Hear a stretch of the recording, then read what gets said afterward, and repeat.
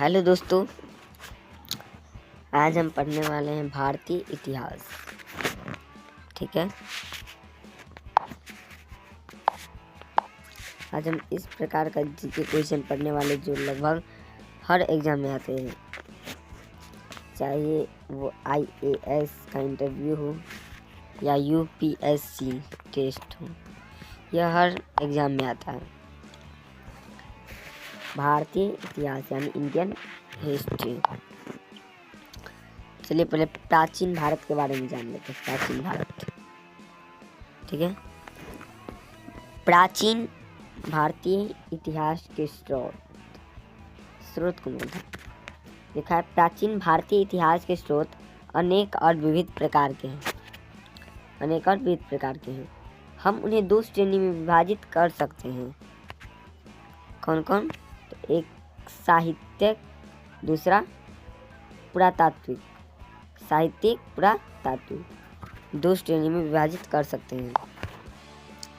पहले साहित्यिक स्रोत के बारे में जान लेते हैं। तो साहित्यिक स्रोत में क्या था? ब्राह्मण साहित्य जिसे कहा जा सकता था। ब्राह्मण साहित्य पहला है वेद। पहला क्या है? वेद। पहला वेद है। वीडियो को लाइक कर दीजिएगा और चैनल को सब्सक्राइब कर दीजिएगा। अब वीडियो में कोई अच्छा सा कमेंट कर दीजिए, ठीक है। वेद भारत के प्राचीनतम ग्रंथ हैं, जिनका संकलनकर्ता महर्षि कृष्ण द्वैपायन वेदव्यास को माना जाता है। ठीक है, वेद का संकलनकर्ता किसे माना जाता है? महर्षि कृष्ण द्वैपायन वेदव्यास। वेदों की संख्या 4 है: ऋग्वेद, यजुर्वेद, सामवेद और अथर्ववेद। पहला ऋग्वेद है। देखिए, ऋग्वेद यह प्राचीनतम वेद माना जाता है। ऋग्वेद जो है वो प्राचीन वेद है। इसमें कुल 10 मंडल हैं। कितना है? 10 मंडल है। 10 मंडल और 1028 यानी 1028 सूक्त है।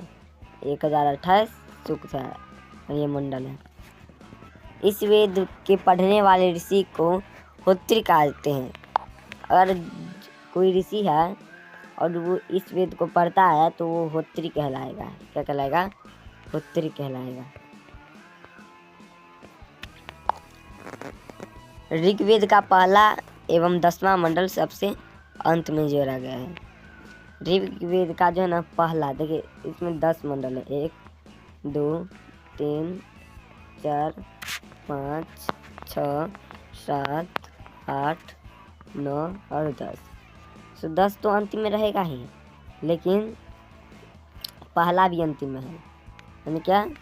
जो ये फर्स्ट में नहीं है, ठीक है, फर्स्ट में नहीं है। तो कहाँ है? तो ये यहाँ पर है, ठीक है, सबसे अंत में जोड़ा गया है। इस बात को ध्यान रखिएगा। अगला है 9वें मंडल में देवता स्टोम का उल्लेख है, तो 10वें मंडल में चातुर्वर्ण व्यवस्था का उल्लेख है। यूनेस्को द्वारा ऋग्वेद की 30 पांडुलिपि को UNESCO memory of the world register में शामिल किया गया है। ये बात इम्पोर्टेंट है, इसीलिए इसे बॉक्स में दे दिया गया है।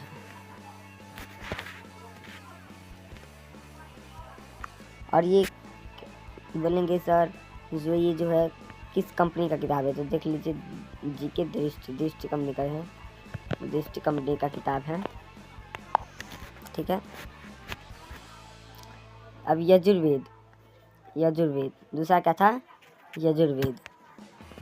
इसमें यज्ञों के नियमों या विधानों का संकलन मिलने के कारण इसे कर्मकांडीय वेद भी कहा जाता है। इसमें यज्ञों के नियमों का विधान है, इसलिए इसे क्या कहा जाता है? कर्मकांडीय वेद कहा जाता है। यजुर्वेद के दो भाग हैं, शुक्ल यजुर्वेद और कृष्ण यजुर्वेद। शुक्ल यजुर्वेद केवल पद में है, जबकि कृष्ण यजुर्वेद पद एवं क्या है गद और पद दोनों में है। ये जो शुक्ल यजुर्वेद है, शुक्ल यजुर्वेद ये सिर्फ पद में है, और कृष्ण यजुर्वेद जो है ये गद और पद दोनों में है। शुक्ल यजुर्वेद को वायस्नेयी संहिता कहा जाता है। शुक्ल यजुर्वेद को क्या कहा जाता है? वायस्नेयी संहिता। यजुर्वेद के मंत्र का उच्चारण करने वाला पुरोहित अध्वर्यु कहलाता है। जिस प्रकार से ऋग्वेद को पढ़ने वाला ऋषि होत्री कहलाता था, उसी प्रकार से ये यजुर्वेद है, उसमें मंत्र है जो उसका उच्चारण करने वाला पुरोहित और ऋषि जो है वो क्या कहलाता है? वो कहलाता है अध्वर्यु। तीसरा नंबर का है सामवेद। शाम अर्थ गान। शाम का क्या अर्थ होता है? शाम का अर्थ होता है गान, ठीक है, यानी सामवेद यानी गान का वेद। सामवेद में मुख्यतः यज्ञ के अवसर पर गाए जाने वाले मंत्रों का संग्रह है। ये गान क्या है, मतलब सामवेद क्यों नाम लिखा गया है? क्योंकि जो मतलब यज्ञ के अवसर में जो मंत्र गाया जाता है उसका संग्रह है। सामवेद से ही भारतीय संगीत की उत्पत्ति मानी जाती है। भारतीय संगीत जो था उसका भारतीय संगीत का उत्पत्ति जो हुआ है वो सामवेद से ही हुआ है, ऐसा माना जाता है। सामवेद से ही हुआ है, ठीक है। इस ग्रंथ में 1875 यानी 1875 ऋचाएँ हैं, जिनमें मूल रूप 99 ऋचाएँ ही सामवेद की है, शेष ऋग्वेद से लिए गए हैं। कितना इसमें 1875 है और 99 जो है वो लिया गया, वो मूल रूप से सामवेद का ही है। बाकी का शेष जो है वो ऋग्वेद से ही लिया गया है, ठीक है। सामवेद के मंत्रों को गाने वाला उद्गाता कहलाता है। जिस प्रकार से ये ऋग्वेद को होत्री कहा जाता था और क्या था वो, हाँ, ये यजुर्वेद का अध्वर्यु कहा जाता था, उसी प्रकार से सामवेद को जो मंत्र होता है उसका गाने वाला उद्गाता कहलाता है। अगला है अथर्ववेद। अथर्ववेद में क्या है? 3 वेदों के बाद अंत में इसकी रचना अर्थव तथा अंगिरस ऋषि द्वारा की गई। किसके द्वारा? अंगिरस ऋषि। इसीलिए इसे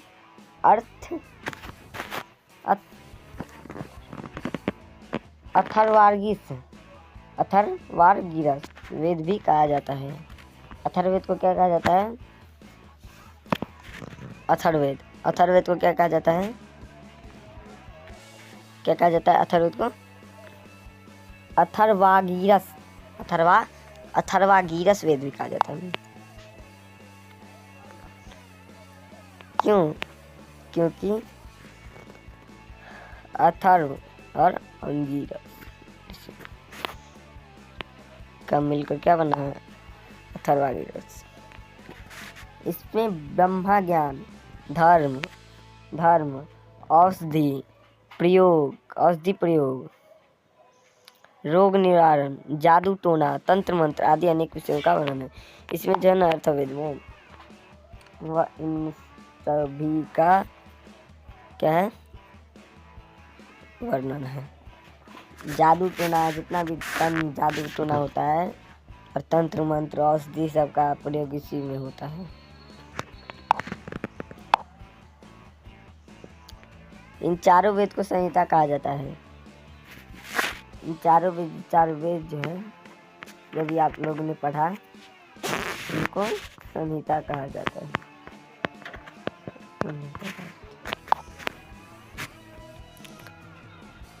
जितना बॉक्स में गिरा हुआ है ना वो डबल इम्पोर्टेंट है। वो क्या है? Double important. डबल इम्पोर्टेंट जानते हैं ना? डबल इम्पोर्टेंट, डबल इम्पोर्टेंट एक और होगा। डबल है तो डबल होगा ना। इस पे थोड़ा ध्यान दीजिएगा।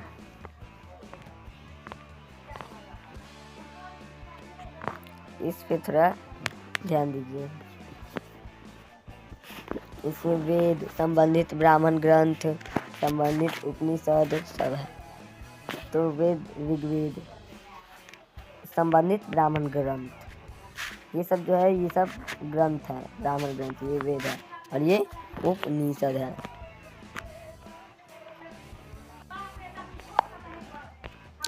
ऋग्वेद से संबंधित ब्राह्मण ग्रंथ कौन है? ऐतरेय, कौशितकी, ठीक है। और उपनिषद ऐतरेय, कौशितकी।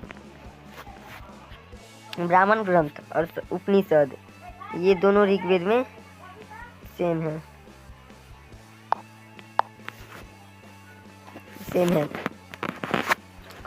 अब अगला यजुर्वेद, शतपथ, तैत्तिरीय। कट उपनिषद, कठोपनिषद, यशोपनिषद, बृहदारण्यक, श्वेताश्वत्रोपनिषद, मैत्रायणी आदि। सामवेद का पंचविंश, षड्विंश उपनिषद, छांदोग्य, जैमिनी।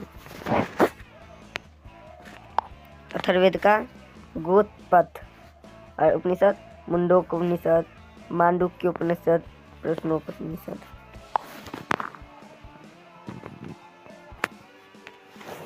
वीडियो को लाइक जरूर से कर दीजिएगा।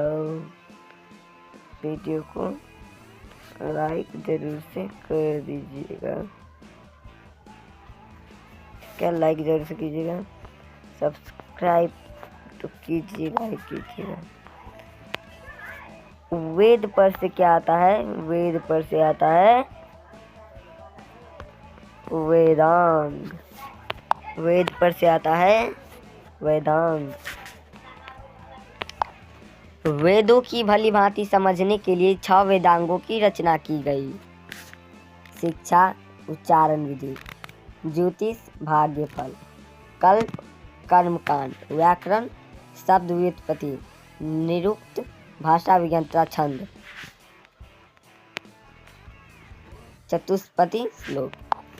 एक बात और, वेदांग तो हो गया। नवोदय विद्यालय, नवोदय का प्रिपरेशन यहाँ पर कराया जाता है, ठीक है। क्लास 9 का नवोदय का एग्ज़ाम 8 फरवरी को है और 6 का 18 जनवरी को, जो कि आज 23 नवंबर है। तो आपका दिसंबर से हम स्टार्ट कर देंगे। 1 महीने के लिए एक क्रैश कोर्स स्टार्ट कर देंगे।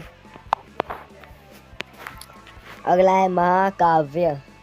वैदिक साहित्य के बाद भारतीय साहित्य में महाकाव्यों का समय आता है। इसमें रामायण और महाभारत प्रमुखता शामिल है। रामायण की रचना महर्षि वाल्मीकि, महाभारत की रचना महर्षि वेदव्यास ने की। तो रामायण के रचनाकार कौन है? रामायण के रचनाकार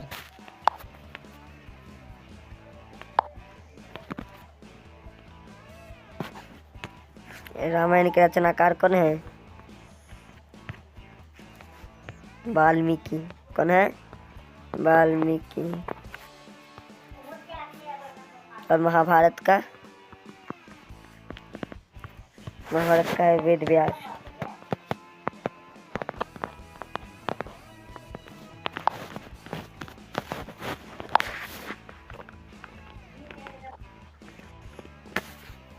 जो कि महाकाव्य में ही आता है।